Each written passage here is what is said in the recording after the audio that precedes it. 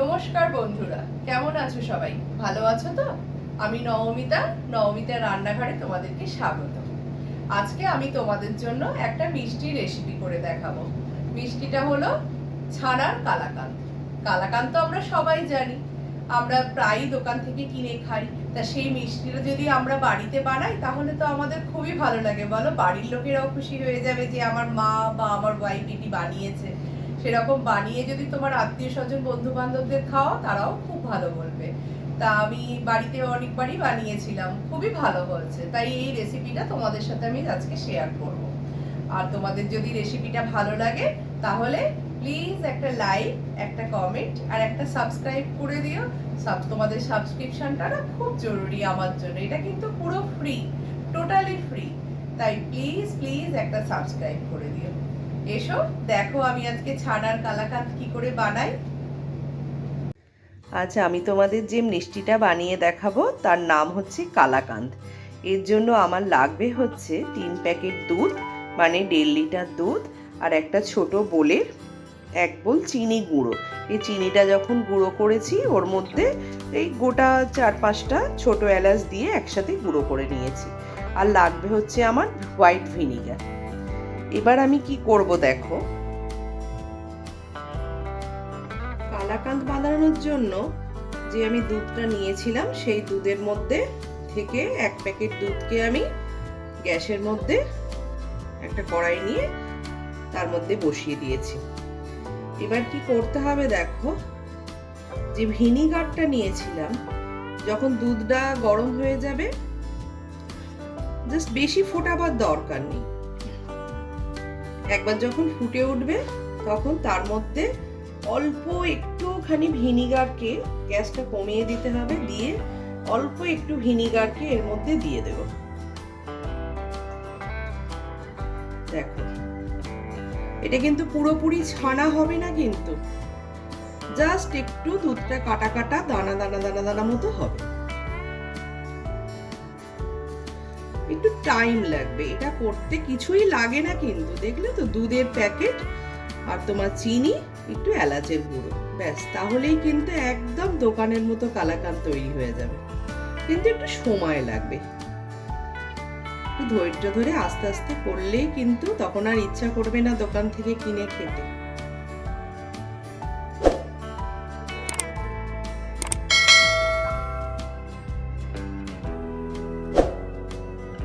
দেখো এইভাবে আস্তে আস্তে এটা হবে।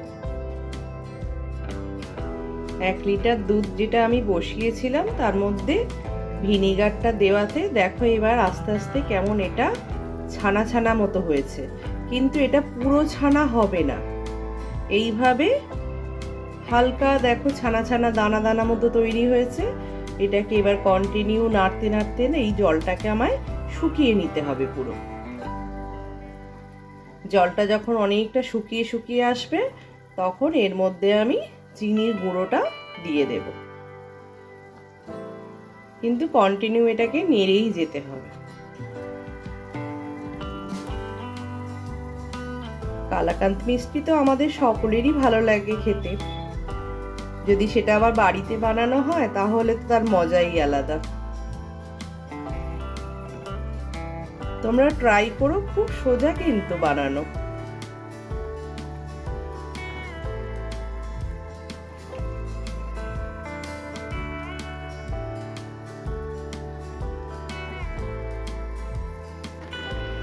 দেখো দুধ থেকে জলটা অনেকটা কিন্তু কমে গেছে।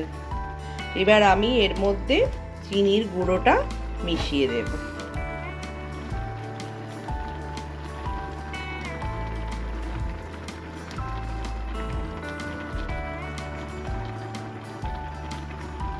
মিশিয়ে দিয়ে আবার সেই আগের মতো কন্টিনিউ নাড়তে থাকবো।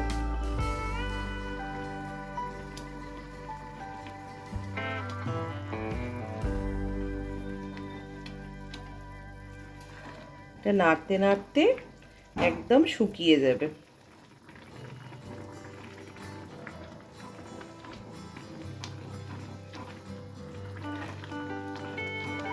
দেখো কালাকাঁদে যেমন দানা দানা ভাব থাকে, সেরকম দেখো এর মধ্যেও এই রকম দানা দানা ভাব এসেছে।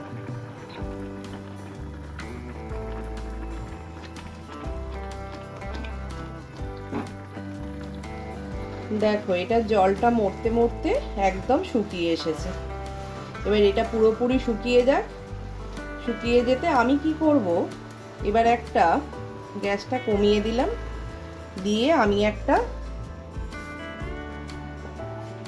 এই যে গ্রিস একটা প্যান নিয়েছি, প্যানের মধ্যে এবার এই প্যানটার মধ্যে আমি একটুখানি ঘি দিয়ে, জাস্ট অল্প একটু ঘি লাগিয়ে এটাকে মাখিয়ে নেব।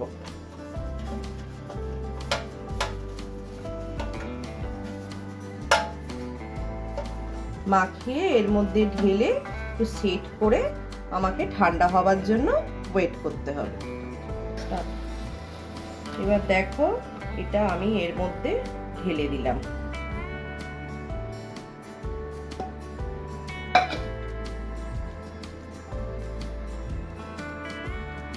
ঢেলে কি করব, একটু চেপে চেপে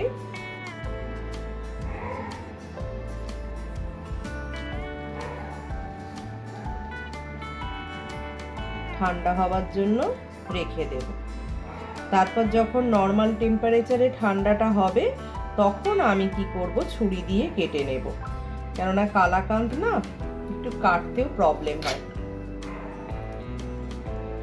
তারপর তাকে ফ্রিজের মধ্যে রেখে দেব। এবার দেখো এটা আমার মোটামুটি নর্মাল টেম্পারেচারে চলে এসছে। আমি কি করব, এই ছুরিটার মধ্যে অল্প একটু ঘি মাখিয়ে নেব, নিয়ে তারপর আমি হালকা করে একটু দাগ কেটে নেব, নিয়ে তারপর সেটাকে আমি ফ্রিজে সেট হওয়ার জন্য 2 ঘন্টা রেখে দেব। ঠিক আছে,